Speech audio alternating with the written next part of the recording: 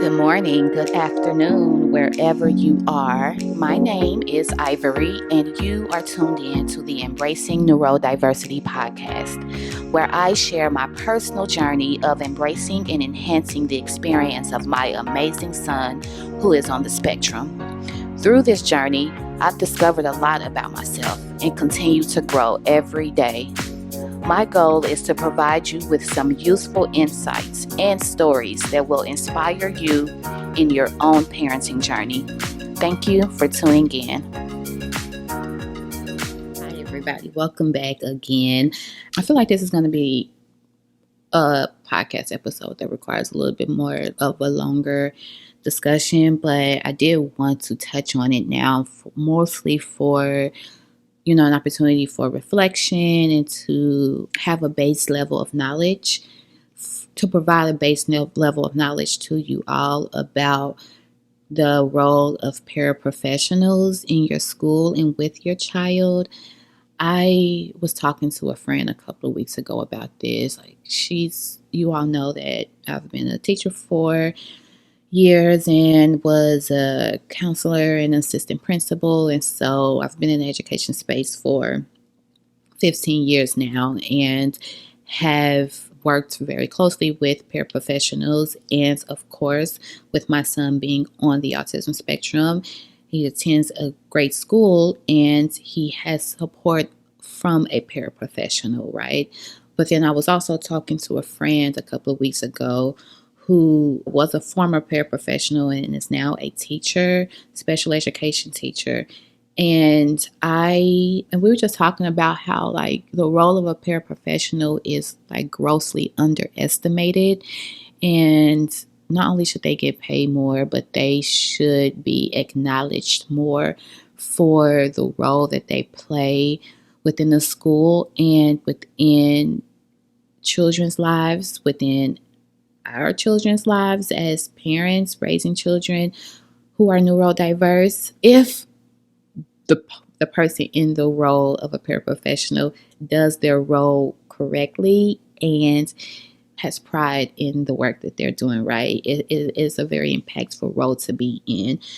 I think a lot about how my son is in first grade and he's at school 6-7 hours a day, Monday through Friday for the most part, and he has a lot of one-on-one time with his paraprofessional.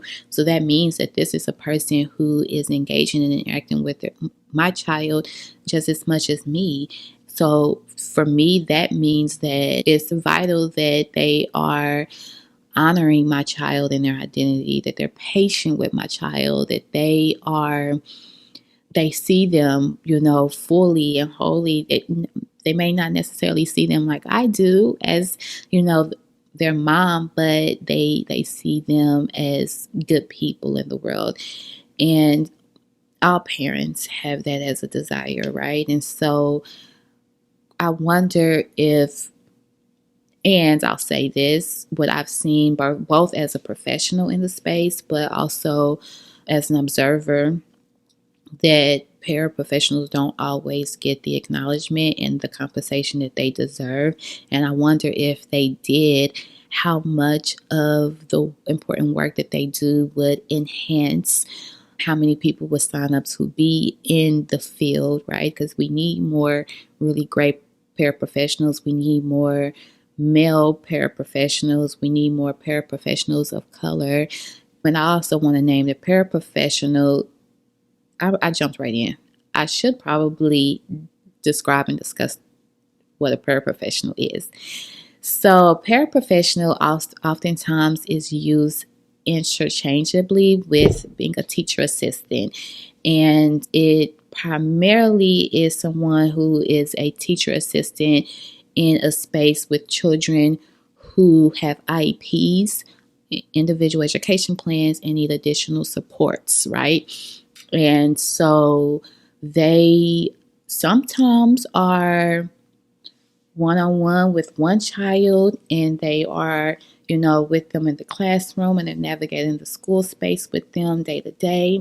They are assigned one child, and sometimes they are in the classroom, and they are walking around observing and providing support to a handful of kids, right? And so they are the support for the teacher and they are the support for the child. And in many ways, they are supporting your child more than the actual teacher is, which is why I find it important, parents, it's a parent hack, to also acknowledge them and the work that they do whenever you are choosing to acknowledge the teacher, because a parent plays not sometimes not even just the equal role, but a more significant role with the day-to-day with your child. And so I found it important to discuss that on this podcast. I do want to expound on it a little bit more in future podcasts around the idea of, like, in education in general, like, the space of education is in a bit of a paradox right now, particularly post the pandemic. It's in a bit of I think, an identity crisis right now, particularly post the pandemic. And I can say that as someone who worked in a high school before the pandemic, during the pandemic, and after. And I can say that as a parent whose child was in a school space after the pandemic. Khalil didn't start kindergarten until the pandemic was ending.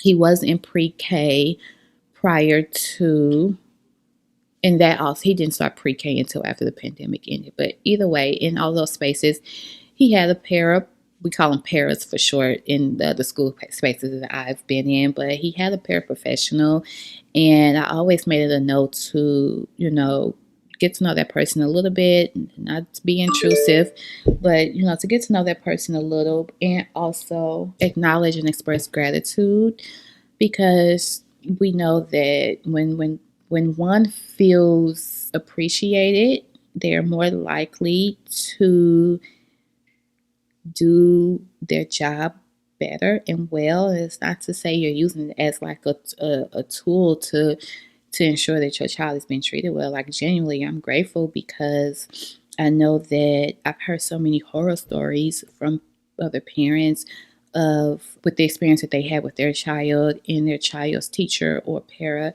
I've seen, working in schools, I've seen, the dynamics with paras and students that was unsavory, to say the least. And so I'm always hyper aware and cognizant of the experience my child is having. And I'm also systemically thinking about how we should invest more in the development and the compensation of paraprofessionals. But I don't want to go on a tangent with that, because I know this is a podcast about parents, learning and getting the tools that they need, but also just being a space to feel heard and seen. But as an educator, I can go on and on about, like, the systematic levels of it, which I will sometimes on this podcast, because I think it's important for you all to hear both perspectives. But I'll leave with this. If you have a great paraprofessional that your child does well with, someone in your school who your child gravitates to and feels safe with, please acknowledge that. Please take our time to thank them. Like, those things should be celebrated, because it is not every child who is on the spectrum's experience. And so when there is a great experience, it should be acknowledged and celebrated. With that being said, I hope you all have a great week. Take care of yourself. Until next time.